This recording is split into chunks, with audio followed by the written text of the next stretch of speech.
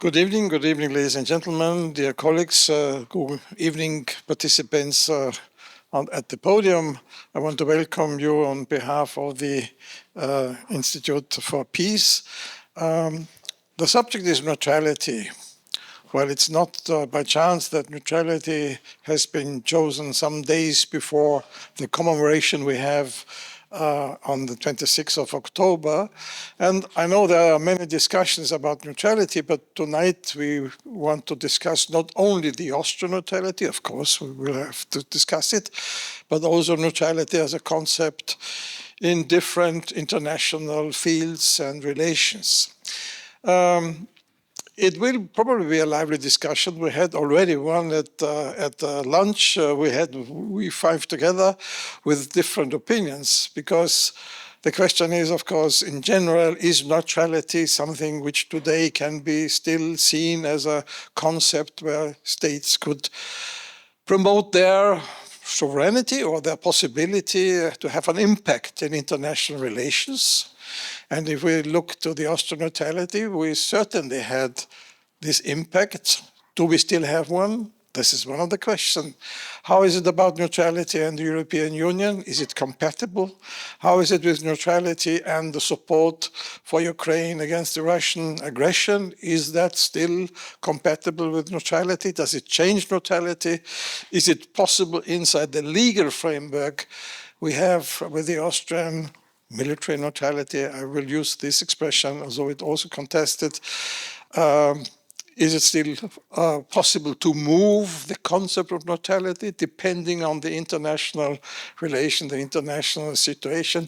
So there are many issues, but again, it's not only about Austria, it's international, especially with an expert who's coming from Britain, but originally from Malta, which is a different kind of neutrality, but still some active neutrality as we had in the past. And I think this is one of them, for me, having some pragmatic or over a perception of neutrality. What can we do with neutrality? Do we do enough in Austria? Is it not perhaps, if we see to the past, especially to when Bruno Kreisky was our Chancellor, Prime Minister, that we had a more active foreign policy in the framework of neutrality than today? And what kind of fields and possibilities would Austria have if it would be more actively using its neutrality, not only as a seat for international organizations, but also when we see different conflicts from the Middle East to the South Caucasus and other areas. So that's some few remarks. I wish you an interesting and lively discussion, and I hand over to MARYLIA, who will moderate, perhaps in two senses: moderate in sense of this leading the discussion, but to moderate if it's too lively. I hope it's very lively. Anyway, thank you for coming and have an interesting evening. MARYLIA, it's you.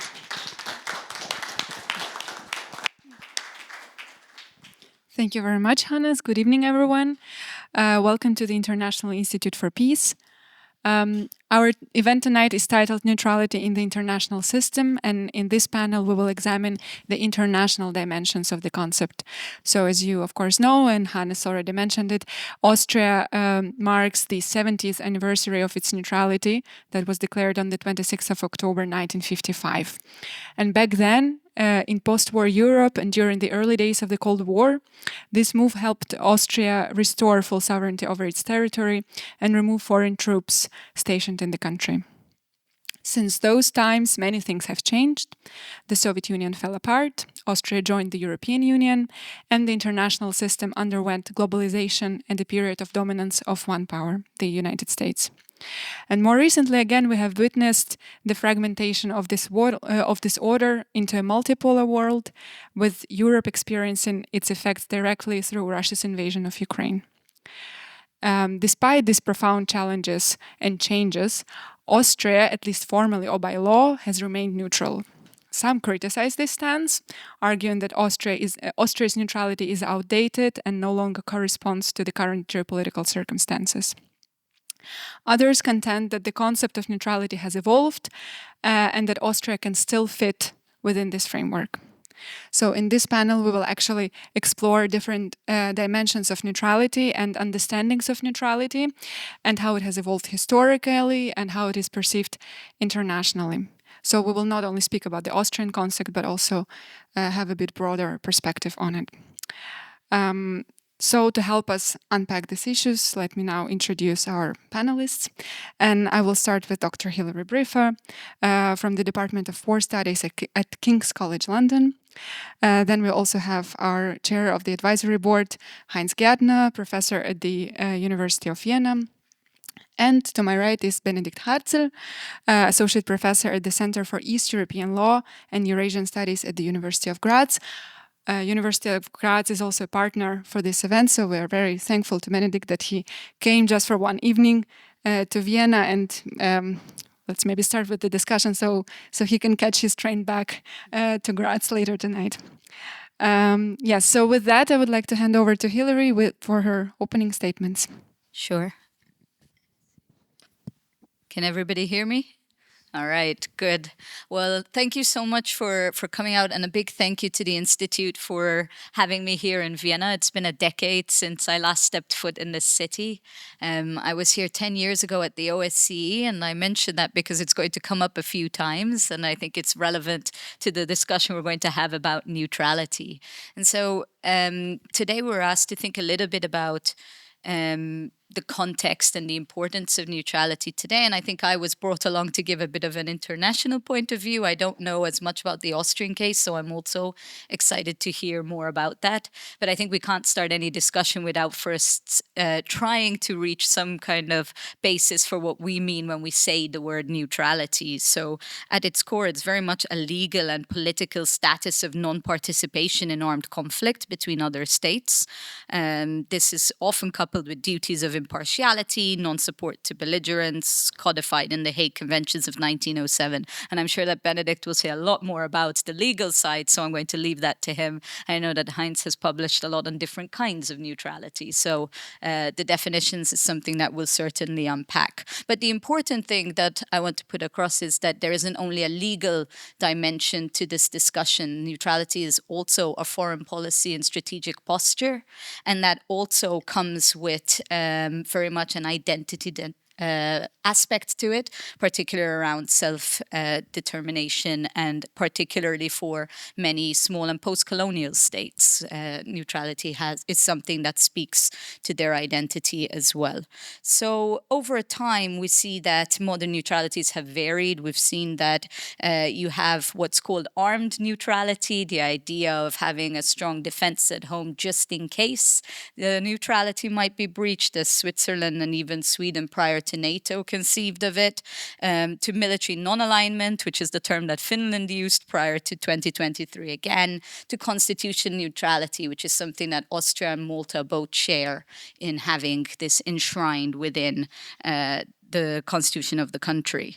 And it's interesting to mention this because each country that does have this followed its own story. And in the case of Ireland and Malta, it was very much an outcome of anti-colonial movements, very much shaped by also Cold War non-alignment. In Malta's case, it's quite interesting that in the early years of independence, there was a big effort to decide how is this small state going to secure its own independent posture when facing the world? How is it going to survive and avoid being colonized and subsumed under others once again?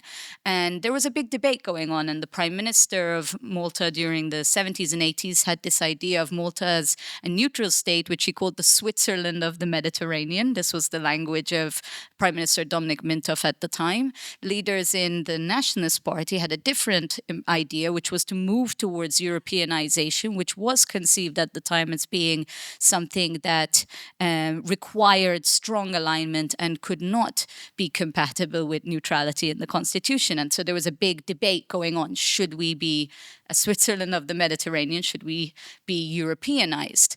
And how it actually came about in the constitution was a bit of a funny compromise, because there was an election in Malta in the 80s where the party that got the most votes did not get the most seats. And so that was a funny issue with the way the political process worked at the time. And so the compromise that was reached by the Labour Party at the time was, we will agree to add an extra seat in this political process if we also agree to add neutrality into the constitution. So it wasn't something that was initially at the time coming out of a whole of society, whole country support for the process. And that meant over the next 20 years or so, it remained a very conflictual concept. So even when under the Nationalist Party, Malta joined the NATO Partnership for Peace in the late 1990s, then when Labour came back into power, the ones who had wanted a very staunch idea of neutrality, they pulled Malta out of the Partnership for Peace, which was the only country ever to have joined and left and then joined again, because at the time there were a lot of debates then around Malta's accession to the EU. And again, the neutrality question came up, which was by this point enshrined in the constitution. And as a result of that process, it gained cross-party, well, there was a big debate over whether Malta should join the EU because, again, there was the question, would this compromise neutrality? And so Malta did eventually join the EU in 2004, but with the lowest vote in favor, the yes vote, of any EU member state that joined. And yet after a few years, there was a realization that neutrality could be compatible, and now Malta has the highest cross-party approval. So what happened? What caused the shift? Well, the first thing I'm trying to put on the table is these debates have been long-standing, and debates we have today about whether or not neutrality can be compatible with international organization membership, what is the role for these states, are debates we've been having a long time. But in the case of Malta, at least, it was recognized that both the legal framework of the EU, but also its set up as this political and cultural union very much could be compatible. So the first argument that I would make about the relevance of neutrality today and how we reached that is that the EU, first of all, is not a military alliance. It's a political and economic union, but also its mutual assistance clause, which we're going to talk a lot about today, 42.7, I'm sure it will come up time and time again. It does include security solidarity, but respects the specific character of security and defense policies of certain member states. So it specifies that this can be adjusted in keeping with the foreign policies of neutral members at the time, Finland and Sweden too, prior to NATO, but also Austria, Ireland, and Malta. And so in the case of Austria and Malta, when we talk about neutrality, we're talking about military alliances and the stationing of foreign troops. But this doesn't mean that we cannot participate in political cooperation, in sanctions regimes, in EU civil missions. So the idea is that it's neutrality on a military basis, but very much active in a different kind of approach. And I use the word active because that is what is in the Maltese constitution. We talk about active neutrality. And I know in the Austrian case, there's often the idea of engaged neutrality, which HEINZ always tells me goes, we both talk about active and engaged as really showing the character of not being an approach that involves hiding from the international system, but an alternative mode of engagement, which brings me to the last point I'll say in my opening remarks, which is about neutrality not being the same thing as isolationism, which it's often put on the table as well. We're neutral, which means we're not going to do anything. We're going to leave the room entirely, or we're in here playing the game. Well, we want to be in here playing the game in a different kind of way. And so the idea of neutrality here is that small states in particular can play a particular role because of that neutrality. So I mentioned the OSCE. It's located here in Vienna because Austria is a neutral country. Why do you think the UN is in Geneva, in Switzerland? These sites are often chosen precisely because they are places that are seen as ones that can bring people together. And this is also why many neutral countries are often the ones who mediate and broker for compromise.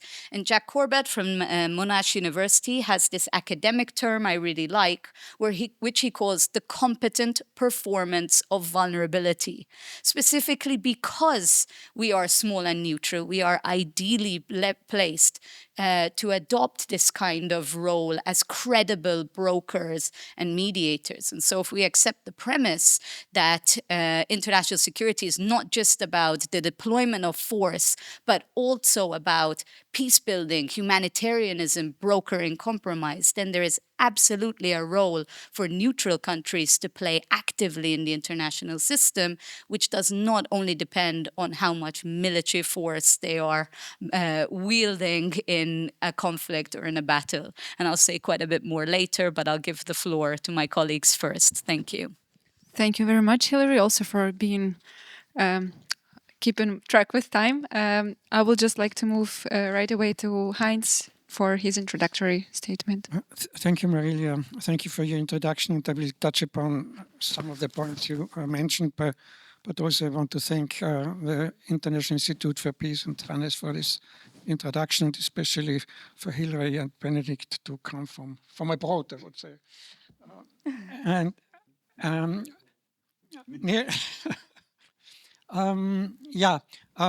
Just at the beginning, I argue just to make clear, I do think neutrality is relevant. It's not only still relevant, it's more relevant than ever. Of course, we had this debate during the Cold War because Austrian neutrality was born into the Cold War. And then after the end of the Cold War, the argument was there is the end of the Cold War and it's the end of neutrality, which is not true. But I have to say, of course, neutrality is not part of the, or was not part of the Cold War, because neutrality was the exception of the Cold War. It was an anomaly because the Cold War was about blocks and neutrality was about staying out of blocks, staying out of this polarization. So that's when was made neutrality unique. But after the end of the Cold War, of course, we had all this debate about, you might remember this, the end of history by Fukuyama. And also the argument was the end of history, no blocks anymore, no polarization, no divide, no ideological divide. So end of history is end of neutrality. That was the argument. Of course, now we see there is no end of history and there is no end of neutrality, because we are moving towards a situation of a new polarization. I will come back to this a little bit later. My argument, Marylia, would be it's not only multipolarity, we are moving towards a new bipolarity. So, but we can argue about this. China, US, mainly a global bipolarity. Nevertheless, a new polarization where neutrality will become even more important. I'll come back to it, but let me just briefly touch upon the historian or Austrian history a little bit, because I want to contradict the myth what we have here in Austria, the myth about forced neutrality. So forced neutrality by the Soviet Union. So that is not true. So it was basically the Soviet Union and the Foreign Minister Molotov who procrastinated neutrality until the very end. So it was President Eisenhower of the US who supported Austrian neutrality. But it was the Soviet Union who tied Austrian neutrality to the German question. So, and the Soviet Union wanted to have a peace treaty with Germany, which didn't happen. So, and the Soviet Union waited until it was clear that Germany would join NATO without Austria. So then they agreed to Austrian neutrality, but there was also a conflict in the Politburo, in the Communist Party, because Molotov still didn't want to give or to allow Austria to be neutral. It was a pressure by Khrushchev and Mikoyan who said, now you have to agree to Austrian neutrality. So there is a myth that Soviet Union imposed neutrality on Austria. The opposite is true. So Austria became its neutrality basically against the will of the Soviet Union, at least until the fall of 1954.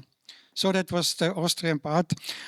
Then let me just go back a little bit to this argument about what Hilary made and about this polarization in small states, because you worked a lot about small states as well.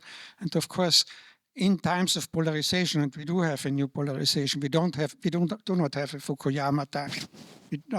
In times of polarization, small states have two options. They have two options. Either the political scientists would say bandwagon, so they join an alliance or join a big states in order to have protection or to get promises of protection. So that's the one option. The other option is they are neutral. There is no third option. Either you join a military alliance or have an alliance with a big state, or you're neutral. Of course, we very often hear the argument, if we are joining an alliance, we get the promises of protection. So that's only the one side of the coin. The other side of the coin is that the state who joins has to give promises as well. Promise to go to war for the other states. So if you have the security commitments, you promise that you come to the aid of the other state if they are attacked or threatened by attack.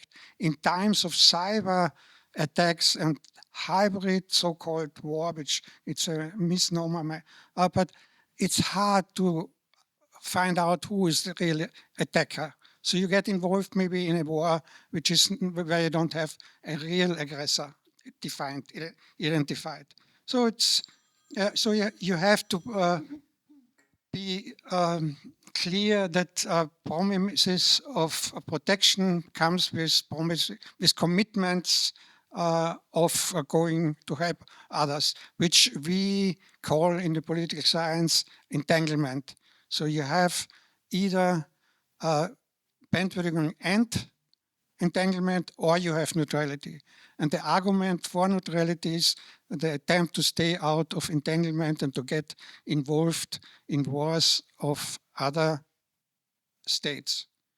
So that's why Austria cannot join NATO, because then you have to give the promise in advance you might go to war for one of the member states of the alliance. So the argument either NATO or neutrality is true. You have only two options. The European Union is fully compatible with the concept of neutrality, but Benedikt will talk about this a little bit more. Having said that, polarization is still there, and we do still have the NATO alliance. Not joining alliances is a characteristic of neutrality. NATO is there, polarization is here again. So having said this, of course things changed.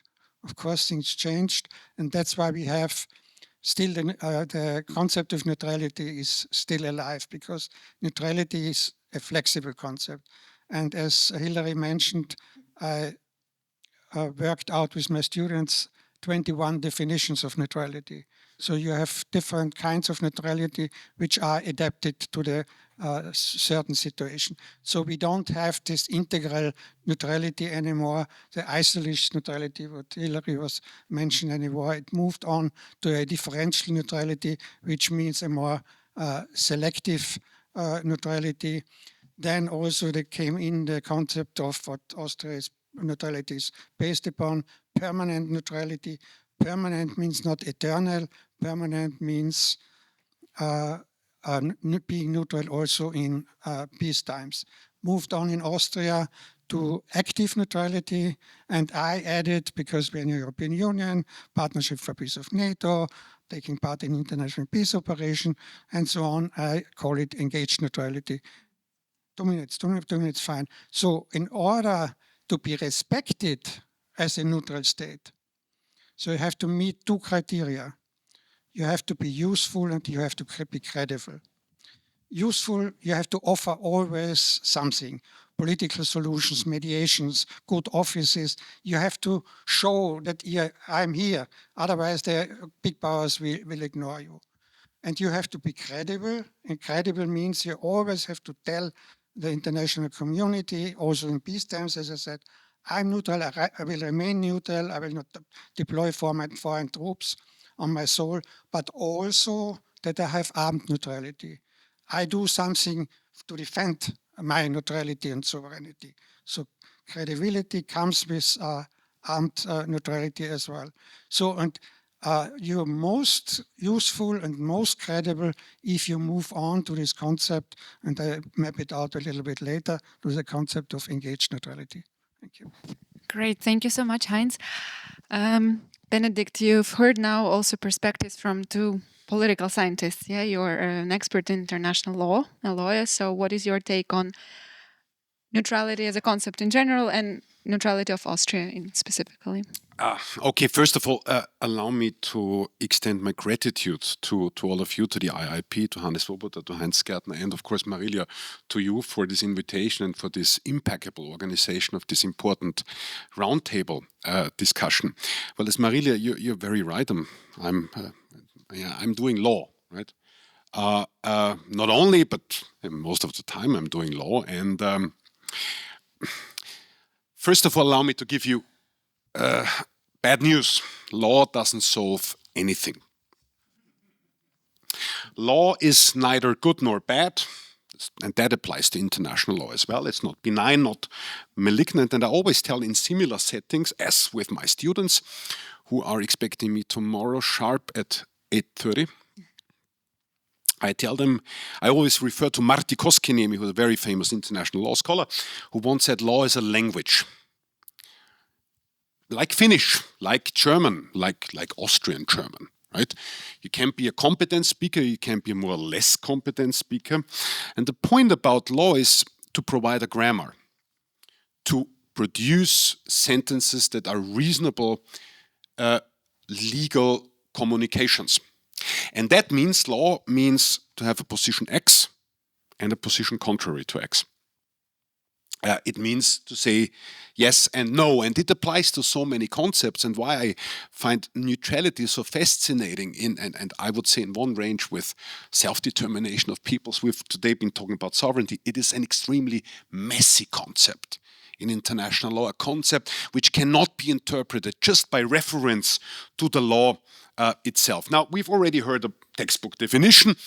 What is neutrality in international law? It's the status of a state which is not participating in an international armed conflict. It entails rights and duties. It entails the right of the neutral state not to be adversely affected by the fallout of a conflict, but entails a number of duties, such as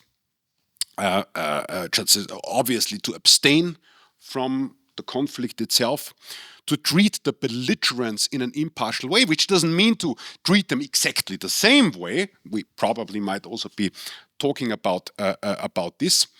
We've also heard already from Heinz the obligation to defend neutrality, which comes out of an obligation of customary international law. Neutrality ought to be defended. And allow me just a very quick detour here to demonstrate how messy and controversial the concept is. You probably, all of you, are familiar with some of the war goals or objectives that have been communicated by the Russian Federation before the invasion. And there were, denazification, which is some kind of an ideological undercurrent, but there was neutralization and demilitarization. Now, from the perspective of classical international law, this doesn't work, right? Neutral states ought to be able to defend themselves. So you already see how a very regional comparative interpretation might be not congruent with a classical interpretation of international law. For the permanently or perpetually neutral state, there are additional requirements to stay out of, to do in peace times everything not to be drawn into a conflict, which precludes membership in military alliances, even though there's one scholar, and unfortunately I've lost his name, who once made the point that Article 5 of the NATO Treaty is so softly formulated that it would even be compatible with neutrality. I would beg to differ, ladies and gentlemen, because even Article 5 demands something. No military bases, foreign military bases. And by the way, a lot of people don't know that the Ukrainian constitution until the very day includes a provision that does not allow foreign military bases on Ukrainian soil, which is already kind of part of neutrality. Now, before, I would just like to come to a couple of paradoxes that I found so fascinating about neutrality. 4 of them, just not 40. 5 minutes. That's beautiful, and we're done in 5 minutes. Well, you can say, is it obsolete today? Obviously not. 1945 has seen the adoption of the United Nations Charter, the prohibition of the use of force pursuant to Article 2, Paragraph 4. It has altered a bit neutrality because states can still decide to be neutral. They are not obligated to assist a victim of an armed aggression. That hasn't changed, but states cannot assist the aggressor. That is over, right, with 1945. Some problems might emerge with regard to United Nations Security Council resolution that are legally binding, also upon neutral states. You might wish to consult Article 103 of the Charter of the United Nations that clearly says that obligations under United Nations Charter are primary over all other obligations of UN member states. But by and large, it is still a concept that has, at least from the perspective of international law, some paradoxes that I find so fascinating. The first paradox is like no other concept in international law, neutrality is a concept that is marked by the duality of law and politics at the very same time. There's a fascinating article by the great Hans Morgenthau of 1933 titled The Problem of Neutrality. And you know Hans Morgenthau's habilitation father? It was Hans Kelsen, the father of our Austrian constitution. And he wrote that neutrality, and I think that applies until the very day, and I'm just wondering what HEINZ would say about that. Neutrality is tied to the political structure of international relations at a given moment and fails to create a normative existence on its own. And that brings me again to the problem that what neutrality is sometimes depends on who you're asking. If you ask Grigory Tunkin, or if you would have asked Grigory Tunkin, the great Soviet international law scholar, he would have answered, well, neutrality, impartiality applies in peacetime, and it applies across all different aspects, not only military aspects, even economic or commercial aspects. I would say I would give you probably a different response. Another interesting paradox, probably even an oxymoron, is neutrality has another form which is I would call inactive activism. So on the one hand, neutrality requires states to, I wouldn't say lean back, but not to get involved. But then at the very same time, they have to furnish proof of being able to defend this neutrality. You have to, we've already been talking about credibility of neutrality. Neutrality should not equal vulnerability. That's not what neutrality is all about. Another paradox, if you will, which I call partial impartiality.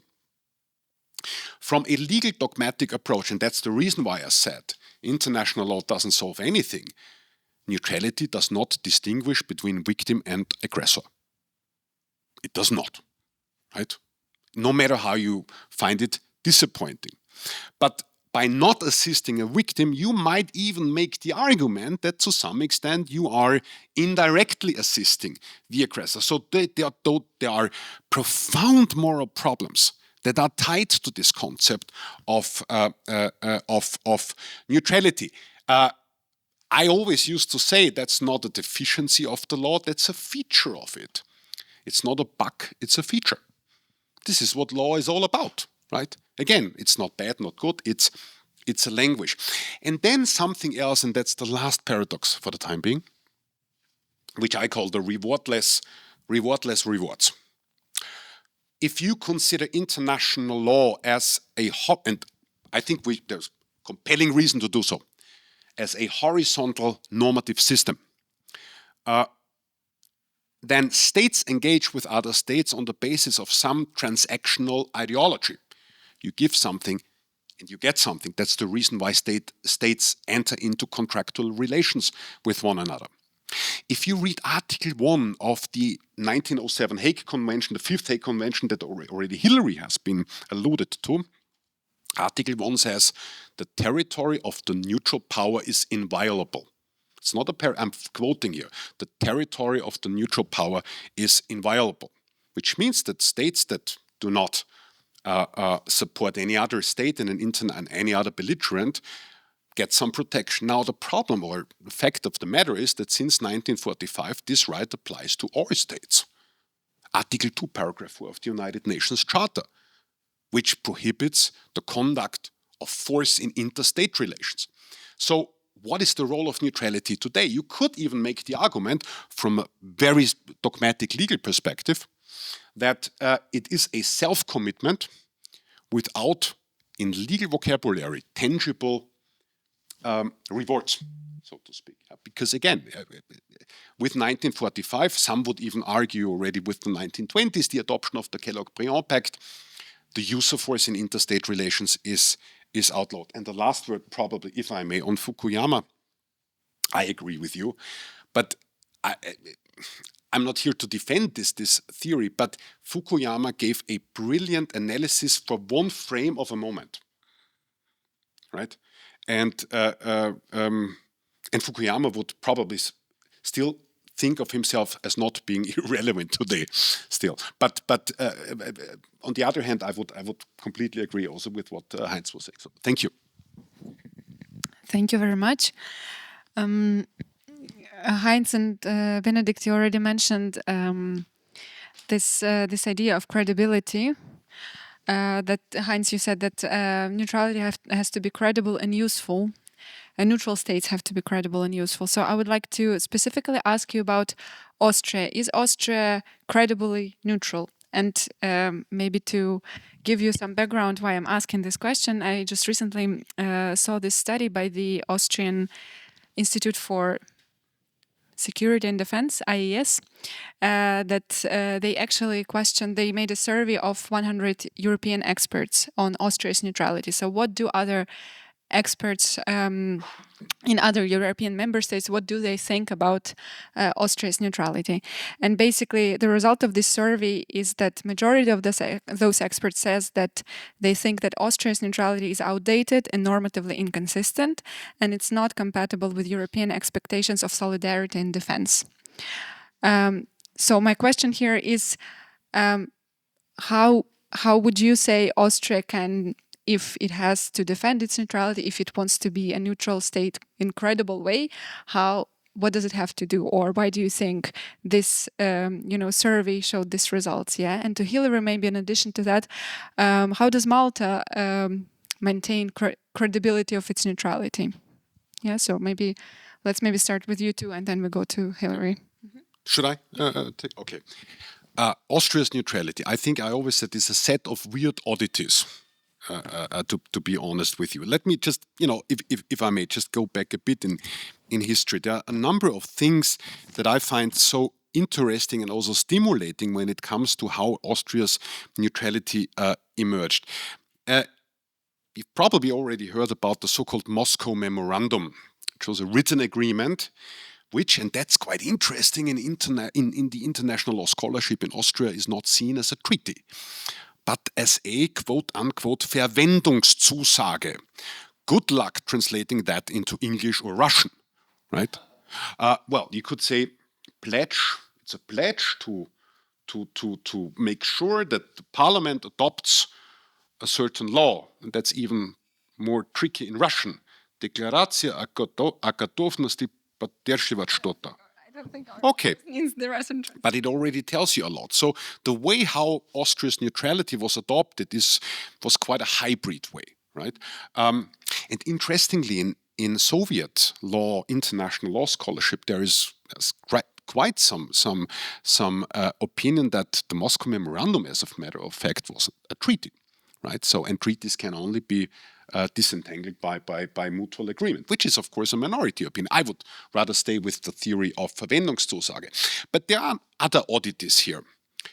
There is the Swiss model mentioned in the Moscow Memorandum, right? That Austria should, adopt neutrality according to the Swiss model. However, Austria has never been even close to the Swiss model, right? We've already been talking about active or engaged neutrality.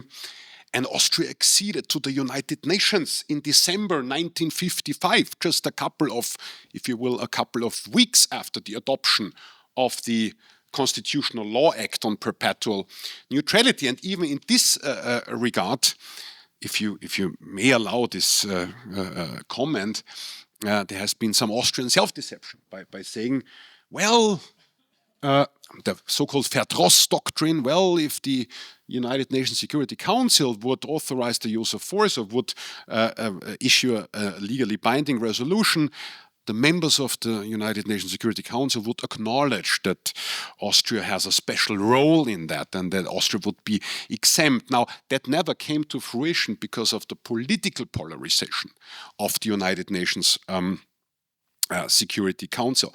So Austria's neutrality has undergone a number of severe changes, and the latest, of course, the accession to the European Union. Very interesting to note that Austria tried to accede to the European Union with a reservation on its neutrality, but was turned down by the European Commission at that time. So Austria is member of the European Union, is therefore also legally obligated to operate under all treaty obligations, including the common foreign and security policy. And here I'm, of course, completely with HEINZ on that still Austria's membership is legally compatible with neutrality.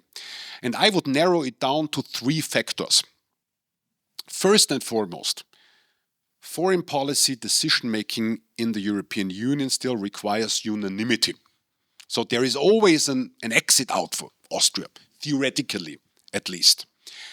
Second of all, in foreign policy decision-making, there is the possibility of constructive abstention, which means that Austria does not veto a decision, but would not be bound by the normative contents thereof. And the third one, we've also been discussing over lunch, and many people don't know that, and particularly sometimes also students, even the Treaty on European Union includes a so-called mutual assistance clause pursuant to Article 42, paragraph 7. Which is interestingly much sharper formulated than the corresponding Article 5 clause of the NATO treaty. But even with that regard, there is a possibility, which is called the Irish clause, for states that pursue a very specific foreign and security policy not to be obligated and not to be subject to Article 42, paragraph 7. So all in all, it's still possible and compatible, but still, having said that, I believe from a legal point of view, Austria's accession to the European Union has partially derogated its obligation with regard to neutrality, and it still could be kept up as a voluntarily chosen policy. Now, let me just briefly talk about the invasion of Ukraine, which we've also been talking over lunch. Where I see problems with the idea of neutrality in compatibility with the Russian invasion of Ukraine, the European peace facility, which I believe from a perspective of international law is highly doubtful. There are two decisions of the Common Foreign Security Policy. One is 338 and 339 that have been adopted immediately after the Russian invasion of Ukraine. One deals with military equipment for Ukraine, lethal equipment, and in this regard, Austria has constructively abstained, right? Another one, however, which deals with non-lethal equipment, in this case, Austria has approved, it has endorsed this very decision. You could make the argument that this dichotomy between lethal supply, which is in contrary to neutrality, and non-lethal supply to an ongoing international armed conflict, which is allegedly not in contrary to neutrality, is highly doubtful, to say the least. Right? So I think I close with that now for the time being, because that is so. But still, it's a very interesting tour d'horizon of the emergence of. And just one thing before I hand over to HEINZ, if I may, Austria's neutrality was not just simply declared and passed as a law; it was also notified to all countries with which Austria had diplomatic relations at that time. Now, notification is a unilateral declaration in international law with the aim to create legally binding obligations. And the interesting thing is that the USSR, as we have to say the legal continuator of Russia as the legal continuator as the USSR at that time has explicitly acknowledged this notification by Austria. And there are some, would like to make the point how diverse, the very diverse way of how neutrality is interpreted. Some scholars in Russia and in the Soviet Union have made the case that these two notifications, these two unilateral declarations, have turned into a quasi-contractual relation. Again, which would mean that Austria could not unilaterally abandon neutrality. And again, from a legal point of view, that makes the subject so fascinating. Thank you. Thank you. I think, Hillary, would you like to take the floor? Okay. Okay, I'd be quite interested to know who was surveyed as part of that survey. You know, how many are they all Austrian, or is it an international cohort? No, none of them are Austrian, as far as I understood. Because, all of them are. It's often the case that those who study states that aren't from these places might not necessarily understand the nuances, but also might have their own agendas in the way. Just maybe to mention that was one of the conclusions of this report, that Austria's neutrality needs to be communicated much more precisely, because apparently other experts don't understand it. But nevertheless, whether you understand or don't, you have your own perception. And yeah, exactly, because it's quite interesting that then the outcome is that there is not a contribution to European defense, because I think oftentimes it's because we have too narrow a perception of what it means to be doing defense, right? It always seems to come back to the military approach and to is Austria going to send a tank? Are they going to send soldiers across the border? If not, are they actually contributing to defense? And I think the core argument that I was trying to make earlier, that I'll have a chance to expand on a little bit now, is the idea that neutrality is this alternative engagement, not avoidance, and that it's actually an asset in a plural security ecosystem. So the first reason is that it benefits the collective because it brings the strategic and moral benefits. I talked earlier about serving as trusted mediators when dialogue breaks down, creating humanitarian corridors, diplomatic space and credibility. So you asked me, how does Malta do this? I'll give some case studies. So when the Arab Spring took place and then the crisis in Libya broke out that we were all watching on the news, I'm sure we could see that some countries did send in planes and soldiers and so on. Let's have a think about how that turned out. That's a discussion for another day. But at the time, what Malta did as a neutral country, saying that we cannot send in military assistance, was that it became the staging hub for all the humanitarian relief efforts. So this means taking out wounded, taking out the expatriates, sending in water, sending in medicine, right? Providing that humanitarian assistance that was allowed by the factions in Libya precisely because it was coming from a neutral country. And therefore, again, if we have this argument that international security is not only about sending in armed forces, but actually is about that humanitarian role and peace-building role, then it's precisely neutral countries that are well placed to do that. So I always describe it that Malta was neutral, but it wasn't neutralized. It was playing a very active role in that conflict. And the second argument I'd make is that it also contributes more to the stability of the European system because of the ability to reduce points of friction and maintaining channels of communication, especially with states that might be more non-aligned or even at times adversarial. I mentioned the OSCE before. I told you it would come up again. Well, last year, Estonia was the country that was supposed to take over the chairmanship, and Russia Russia vetoed that chairmanship and asked Malta to lead on chairing. Again, because Malta is a constitutionally neutral country. Now, Malta is also part of the European bloc and has been very clear about its position in relation to the conflict in Ukraine. And at the time, Malta was also chairing the UN Security Council and allowed Zelensky and others to address the UN Security Council. So the argument was made that this is still a space for dialogue and that neutral countries can still take a position against violations of human rights, against this sort of perceived bad behavior in the international system, but it will not take a military position. And this is a very important distinction because you still need to have players who can bring people around the table to have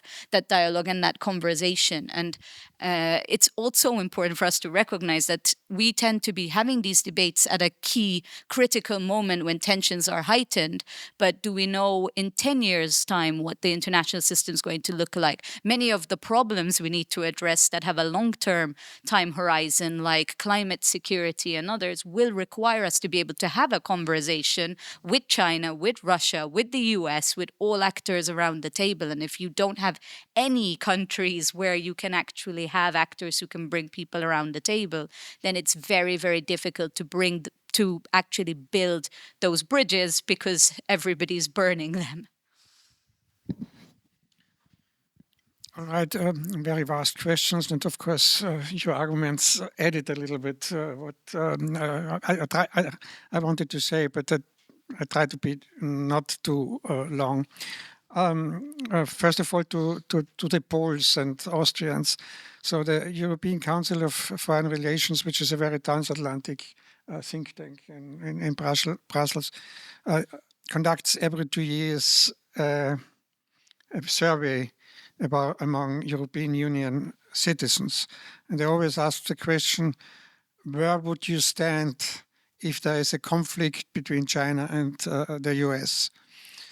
And they didn't even ask if there's a military conflict. They asked if there's a conflict.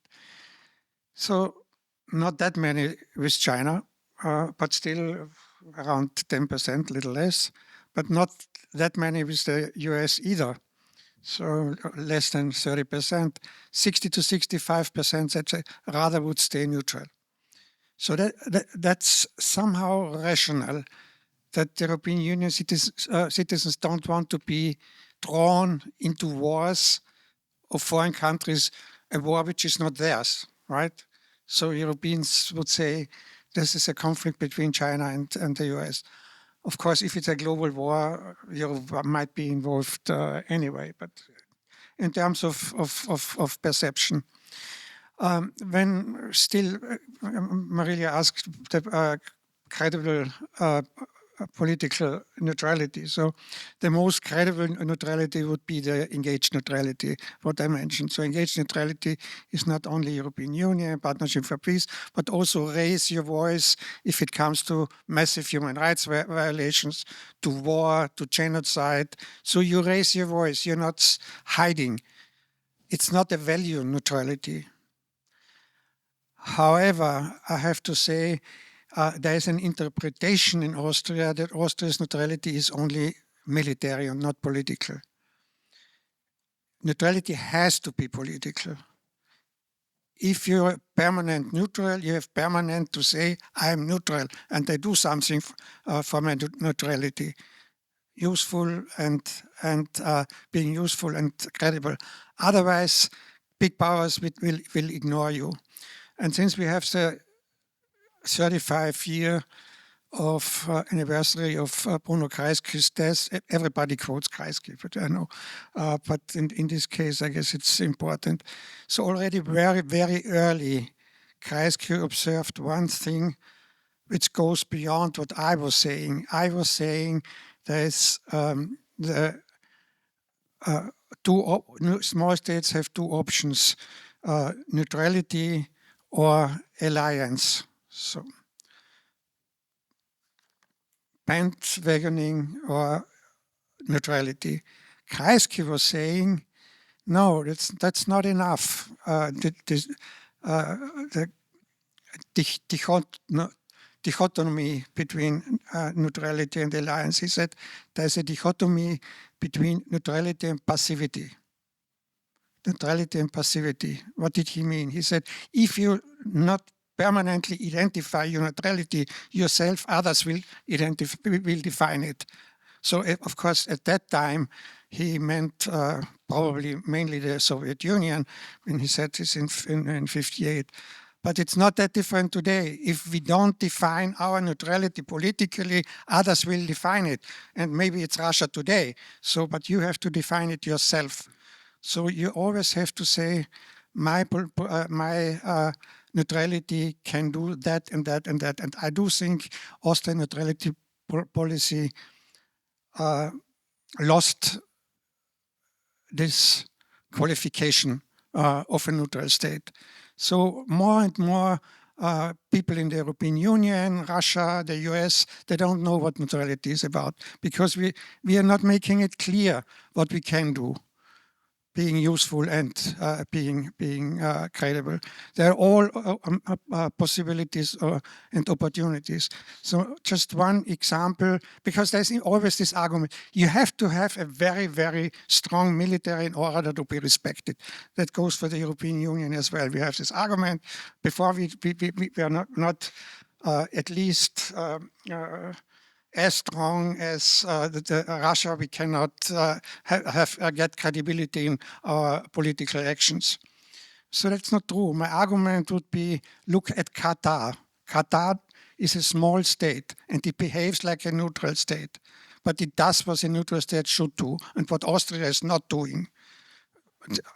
Qatar mediated not only between Israel, Hamas in the whole Middle East conflict, mediated also between Russia and Ukraine about prisoners.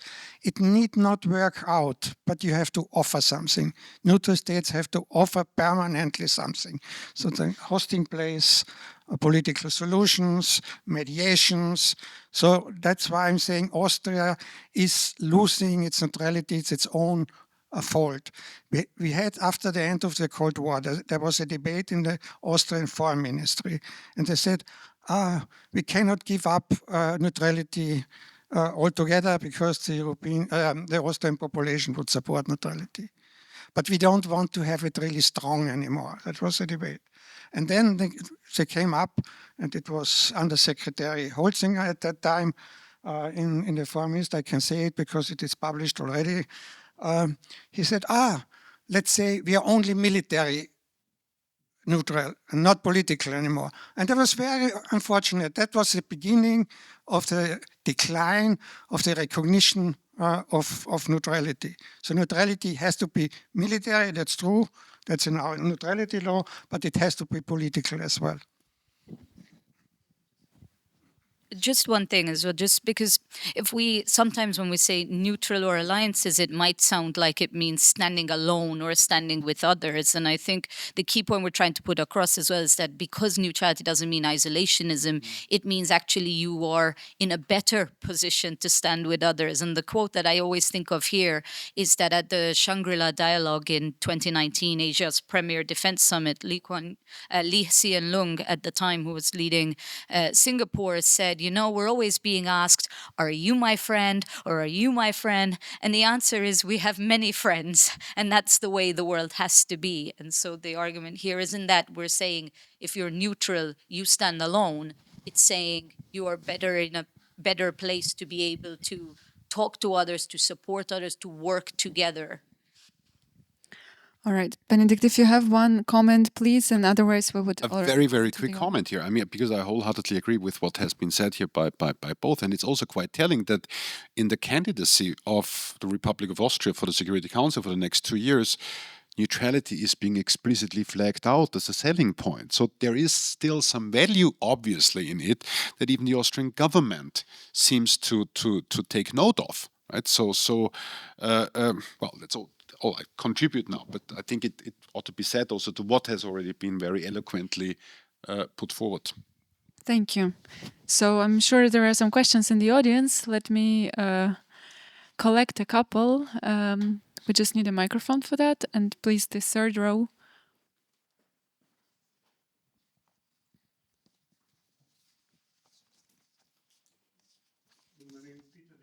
from the Austrian peace group.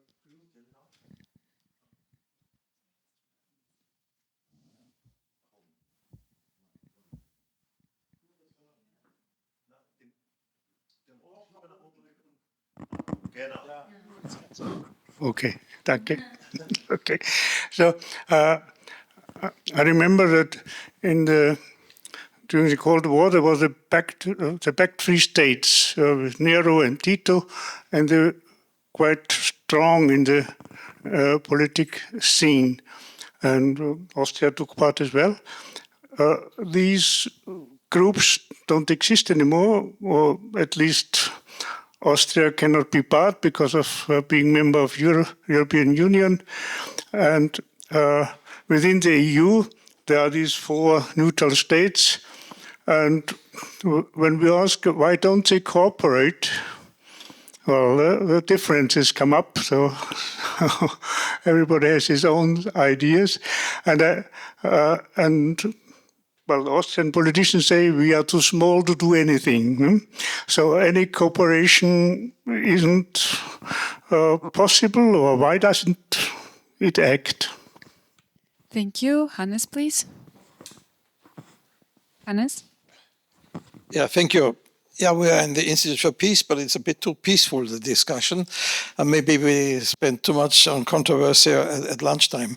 Now, first of all, I want to ask Hilary on your examples. Well, on bringing in refugees and sanitary or medical services and so on, you can do as a neutral country or not as a neutral country. I don't think that is really connected with neutrality. And Estonia, Russia accepted also other NATO countries to chair the OSCE. Of course, they don't prefer it, but it's of course a specific situation, a specific enemy relationship between Estonia and Russia. So I don't think it is really that, of course, neutrality helps a bit, but it's not really founded in neutrality, I would say. Secondly, mediation and activities can also be done by countries who are in an alliance.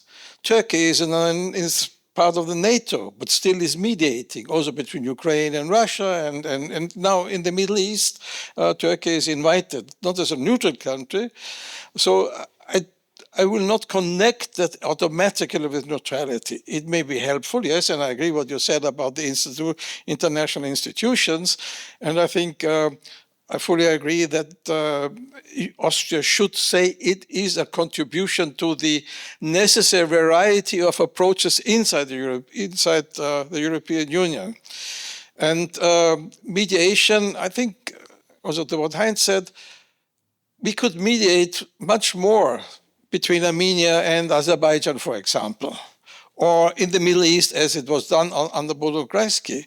So I think this mediation activity, which is lacking by Austrian foreign policy, cannot so much be connected with neutrality, but with some sort of laziness, I would say, of the Austrians and avoidance of any kind of conflicts, as we saw in the Middle East. And the last point, you spoke about the difference between, or the relationship between neutrality and alliance. We are in the European Union, and I think what we have to do is a combination to stick to this neutrality, and it depends what you define with political neutrality. That's just a name, but what does it mean? Because on the other hand, if we look for defense, and we are obliged to defend us as neutral country, we need also people who would help us in case there would be a conflict. And this only can be the countries of the European Union. So I think, yes, neutrality, we have it, we should keep it, there are advantages of it, we should fill it with content, but it's not in contradiction to alliance, not in the sense of a military alliance, but a political alliance with Article 42.7, which is also helping us if we help the others. Thank you. Any other questions in the room? All right. Okay. Oh, yeah. Thank you very much. I want to ask the professor, do you think there has ever been a case between East and West, and we grew up in the times where everybody was poop scared of the war between East and West, between Russia and the United States, and being the battlefield. You know, when we were young, this was the great fear, and there were all those discussions still under the great general. What is this? Graf? Yeah. Anyway, say. Austria. Bitte? Spanocchi, thank you. Sort of, how long can we defend anything? And then came all those theories about in the mountains, the Russian tanks won't come up and the Americans won't know where East and West is. They will get lost in the mountains, etc. And all those discussions. But for me is the question, was there any sort of conflict in the world which was also maybe just ideological and not effective on a battlefield, where the Russians or the Americans actually noted, we cannot do that because Austria's neutrality. That's my question. Or was it like we feel today, for nothing? It was just a funny idea, 1945, or, you know.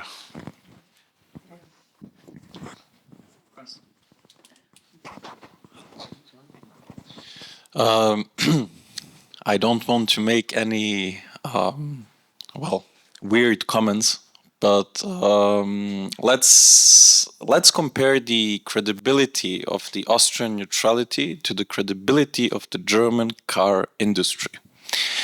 So something happened in 2015 with the Volkswagen scandal, and something happened since 1989 to maybe the early 2000s with the credibility of the Austrian neutrality. One could say that what happened in 2022 and how Austria has behaved in terms of foreign policy since the Russian invasion of Ukraine has even more deteriorated the Austrian neutrality as we knew it before. I'm not saying that this is my opinion, I'm just simply stating it as a comment that you can hear on the streets.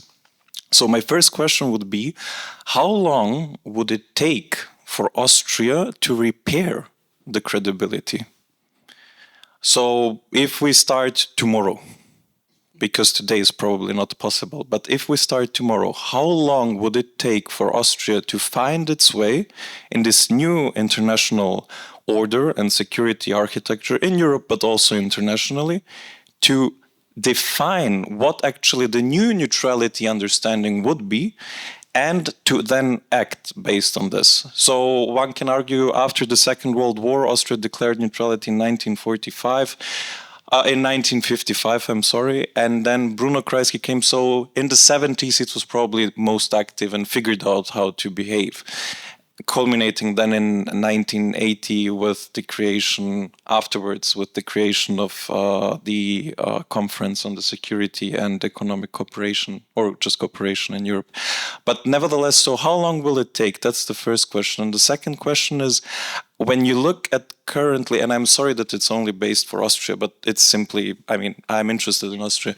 So if you look at the parliament, if you look at the political parties, and if you look at their agenda, how credible is it that actually Austria can even undertake any actions to rebuild the credibility?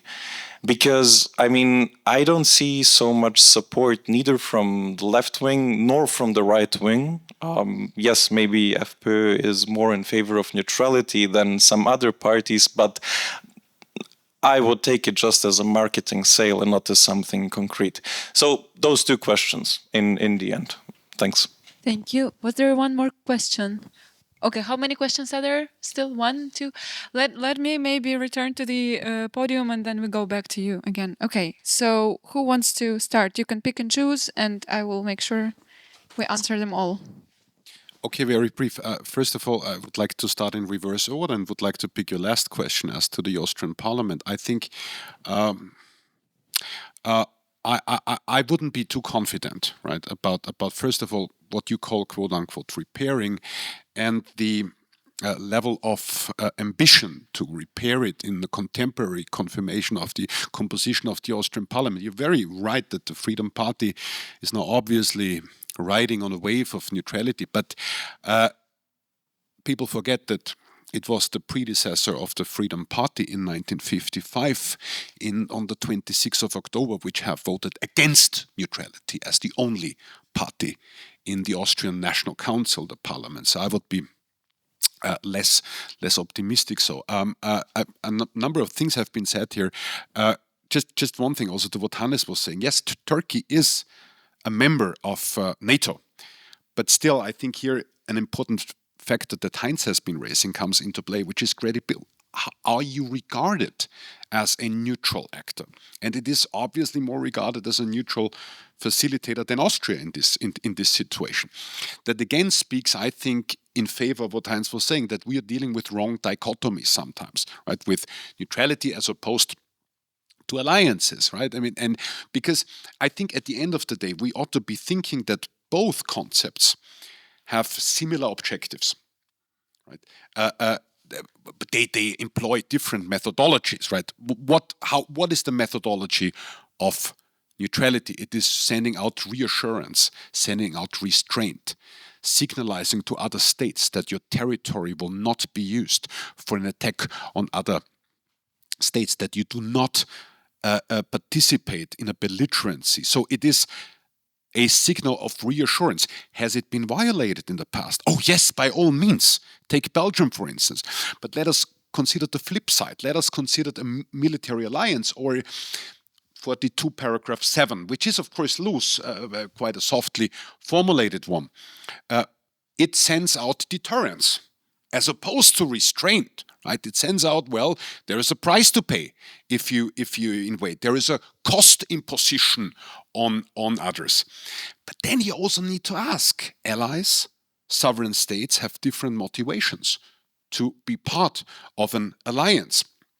And you ought to be asking, what is the fabric that keeps an alliance together? And some states might interpret their obligations very, very differently. Right?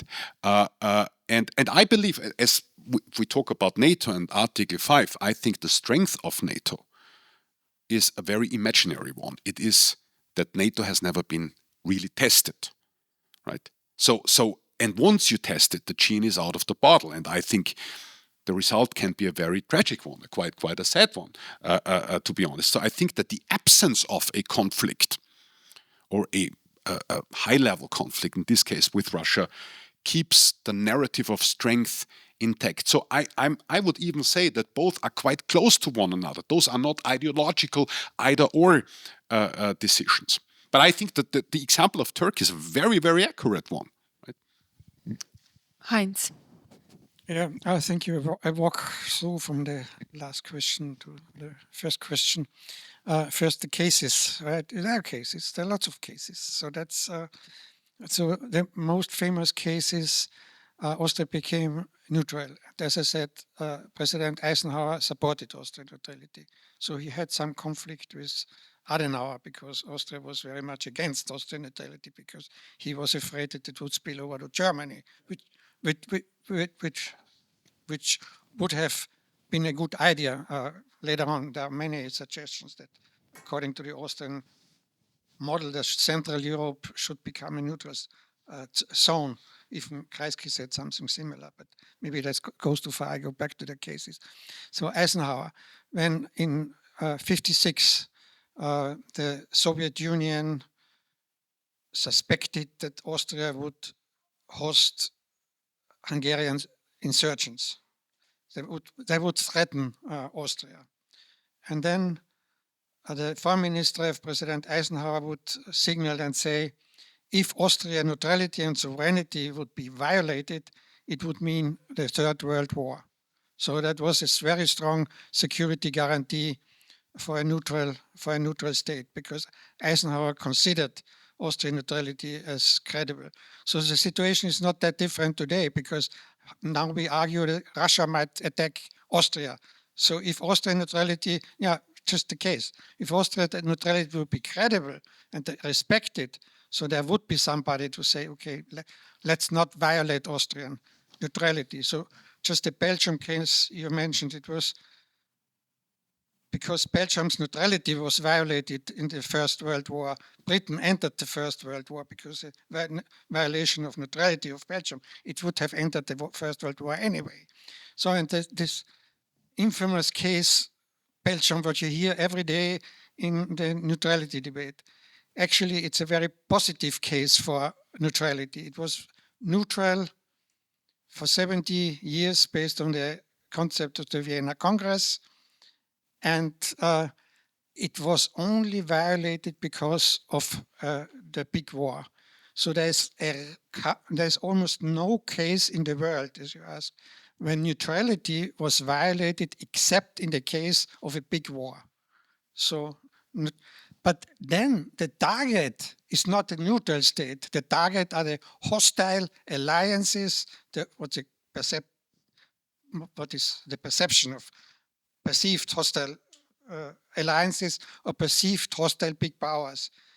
Once in a while, of course, neutral states will stand in the way. That's just unfortunate. But it's not, neutrality is not a primary target. So violation only happens if there are other targets. Of course, there are some cases which I found out with my students. Hawaii, for example, 1895, swallowed by the US, no war, just swallowed. So that's Mexico, 1845, America swallowed Mexico.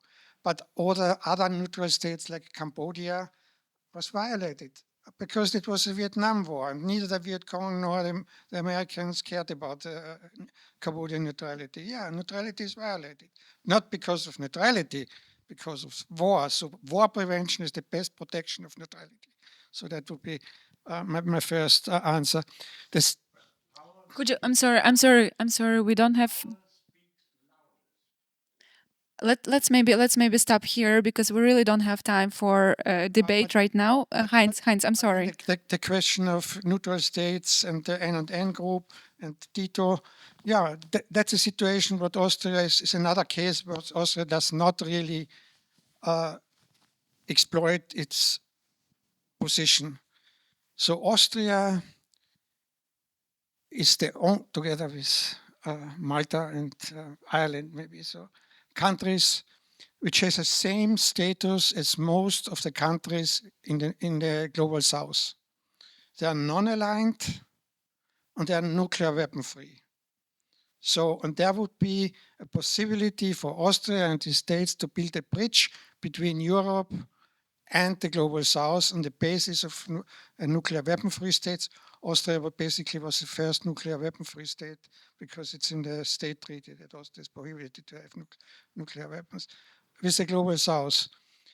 And if you mention Tito, you might think what you Heinz, I'm very sorry. Just 1 minute, okay? You might think about Tito what you want, but he was a bridge between Europe. He was very active in this N group, neutral and non-aligned groups in the CEC, but he was a leading power in the non-aligned movement in the global south.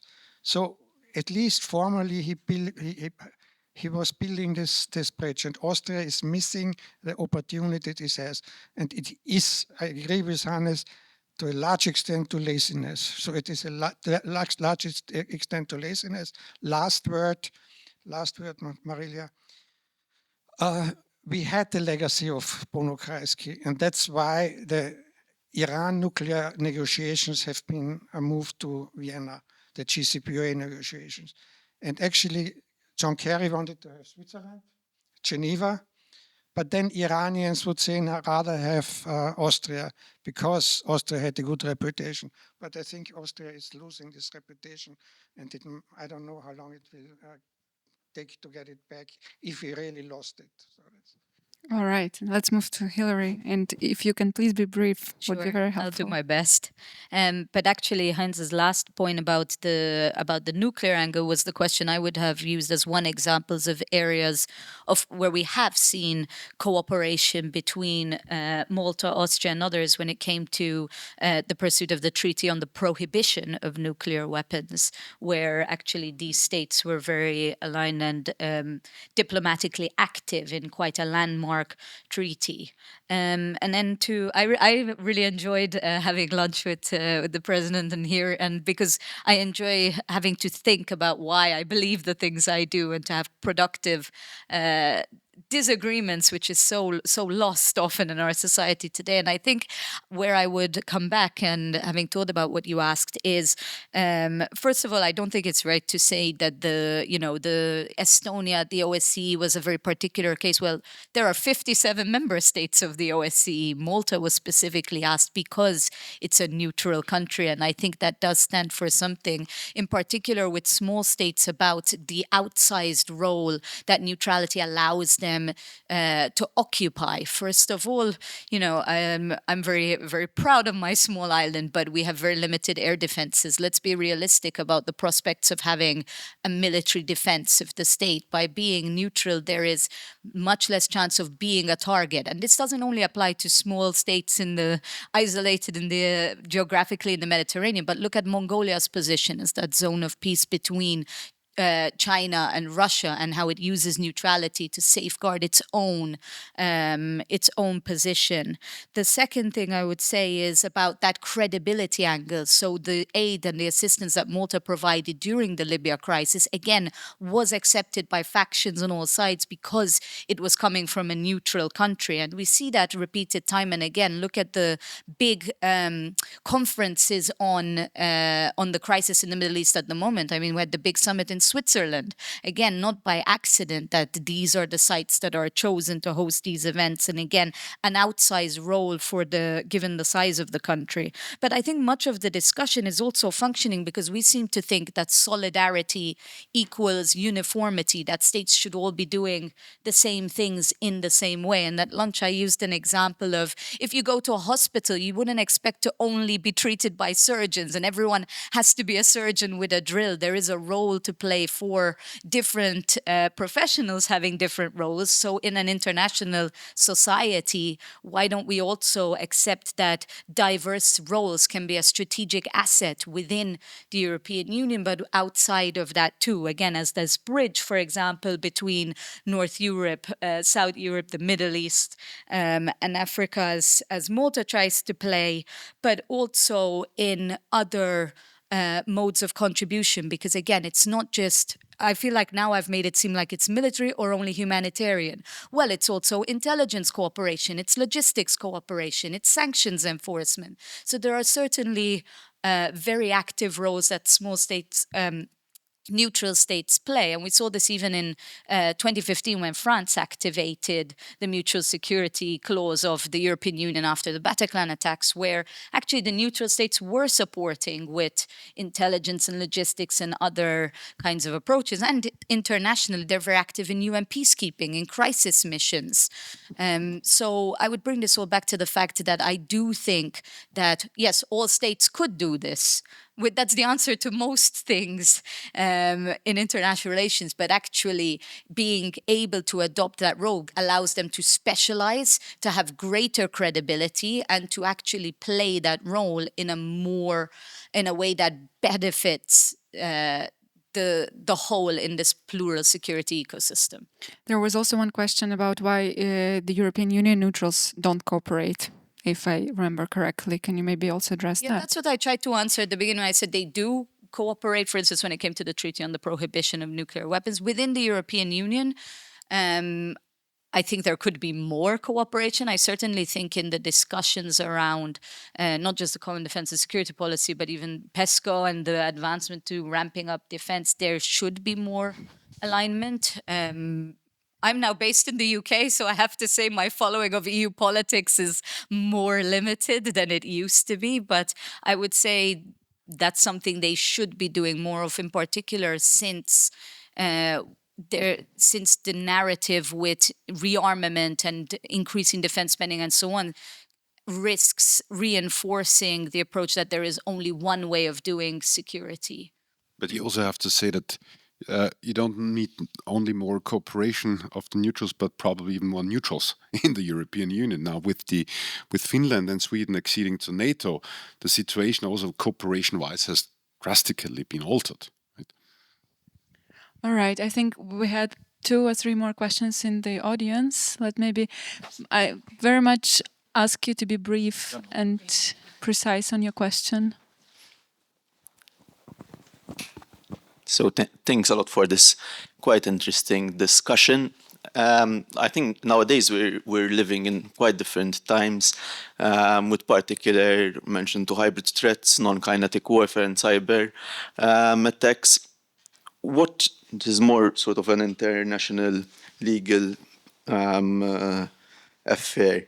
What should neutral states do when asked on joint attribution to cyber attacks? And should they define cyber attacks as an armed aggression? Would that require self-defense as per Article 51? And also what would be the scale and proportionality if they are subject to a cyber attack? Thank you. Thank you. Thank you very much. My name is Mustafa Adlagun. I'm a master student from the Science, Technology and Society. My question is related to, I'm really bad with the names, but like there were 2 neutrality, you mentioned like, the political one and the military one. But coming from an SDS department, like I'm more interested in the, let's say, the industrial neutrality, because you may not send soldiers or like army with some allies or anything, or you don't have to choose a side. But if you produce some fundamental elements of one of the sides military, like Rheinmetallmann in Vienna, for example, producing logistic vehicles, Diamond Aircraft Industries in Wiener Neustadt, or Schiebel, the drone company in Wiener Neustadt. How would it be possible? Because it's not only the diplomats are trying to solve the problem and the soldiers fighting with each other, but also engineers and the factories are producing these logistics, which is the fundamental of any war conflict, actually. Thank you. Yeah, I was thinking about basic things. For example, I know that some generals, they're dreaming about marching and giving orders to the soldiers to march. And they should be very, very full of courage. Courage for me is more to have courage for a special thing like compromising. Yeah? Courage for compromising, courage for diplomatic engagement. It's much more interesting for me, and I think also for Austria. And that's what I want to say, yeah, about these very basic things. Because we are human, and Austria has the possibility to inspire the world and to leave before the world something what I call maybe a picture of spiritual understanding of the whole thing. Thank you very much. Was there another question or not? All right. Okay, but... Well, I think that Austria has actively neglected its role as a neutral state. For me, in the long run, one situation was in Yugoslavia, where Austria has taken a clear position and left and lost the opportunity to do something to intermediation. It's more Finland, for instance, has done more in that direction. That is one thing, and then a very little thing, but which is symptomatical. This was raising the Israeli flag in the shortly before the talks, the Iran talks were supposed to be held. So this is in that way, it has positioned itself. It has not positioned itself as a mediator, and it is not credible in that field. Thank you. Thank you. One very last question from My question was if you would agree, and if, let's say, in such events, it wouldn't require a strong political action. I mean, if generally it is, let's say, it is one party that defines the way neutrality is made real or not, but there is also very little opposition in that respect. Thank you. Thank you very much. My question would be related to the reconciliation between what you have framed as active neutrality, so calling out violations of human rights or a war of aggression, and at the same time the concept of political neutrality. So how can you judge something and stay politically neutral, if you could elaborate on that? Thank you very much. And I go back to Benedikt, I suppose. The tough cookies always come at the end. Obviously. So I will restrain myself to answering two questions. First of all, cyber attacks. My goodness, that's a big one. The short answer is, of course, that cyber attacks are not yet considered to fulfill the threshold of what is considered to be an armed attack pursuant to Article 51 of the United Nations Charter.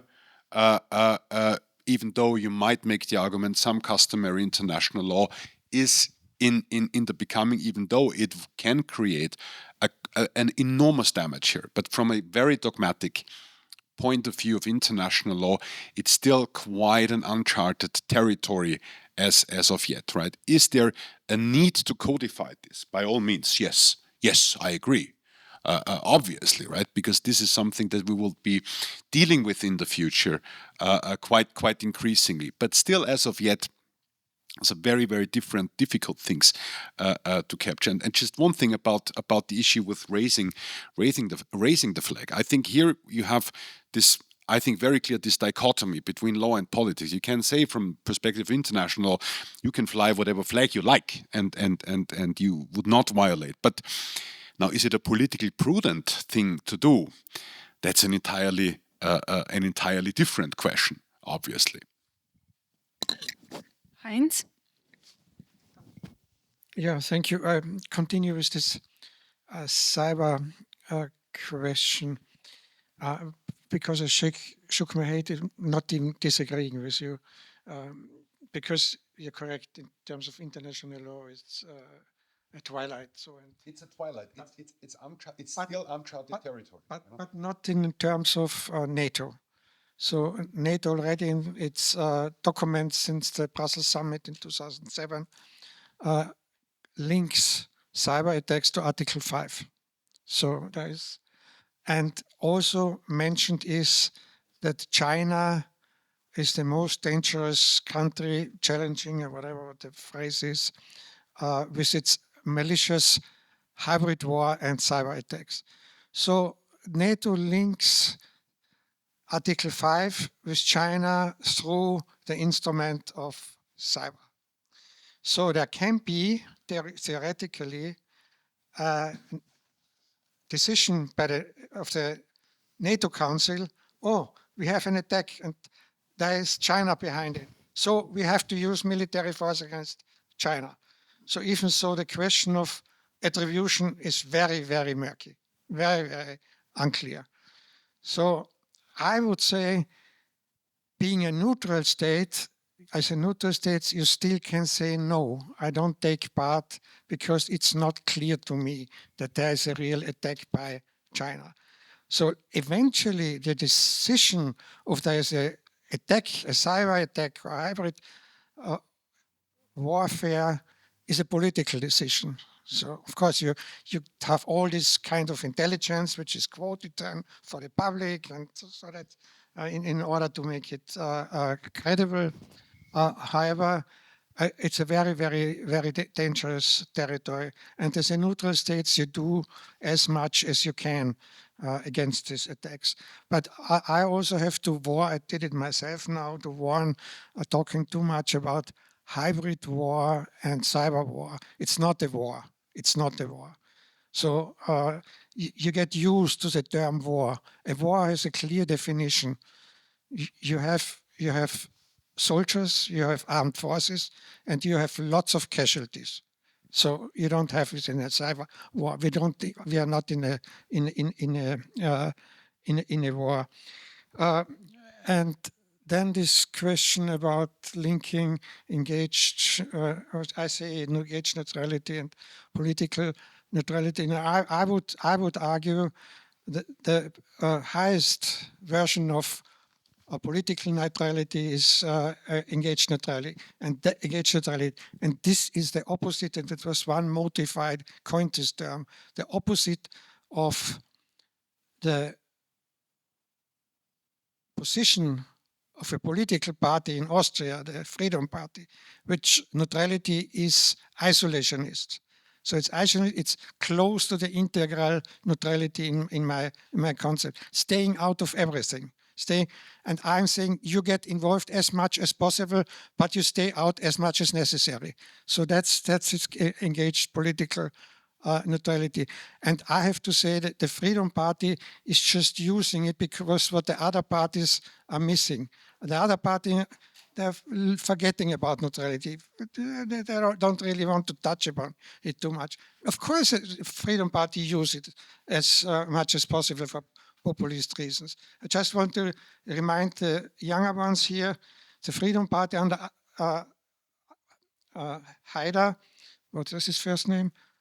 Jörg Haider, they supported NATO membership. So the Freedom Party supported NATO. So because it was more popular at that time, what they thought. Now they have neutrality and they gain votes for it because the other parties don't do it. So be careful. That's why definition of neutrality is pretty necessary. What do you understand it? So I think a political engaged neutrality is the best way to do it. Just let me add two things here very, very quickly. Just because NATO pursues a policy doesn't change international law. You see what I'm saying here, and something else also to your point. It's Article 51. So Article 5 of NATO refers to Article 5 in the philosophy, in the very inner structure of the NATO states. But there is something else even. I would claim that attribution is sometimes equally not easy to be determined in traditional warfare. I'm just saying, I mean, this is not only applies to cyber, it's also for just traditional warfare. It's sometimes one of the most important questions in exams that we ask our students, attribution, right? When it comes to a state-on-state armed attack.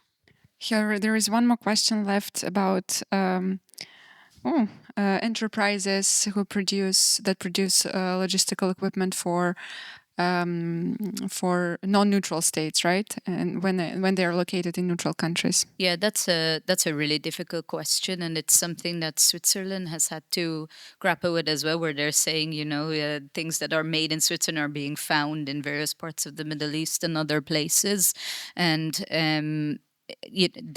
I don't have the answer to that. I think that's something that needs more research. What does this mean in a globalized, interconnected society where you cannot guarantee that the things you make in one place aren't being used elsewhere? But it's certainly part of what is being used in arguments for divestment or for stronger regulations in the procurement process and the supply chains and so on about.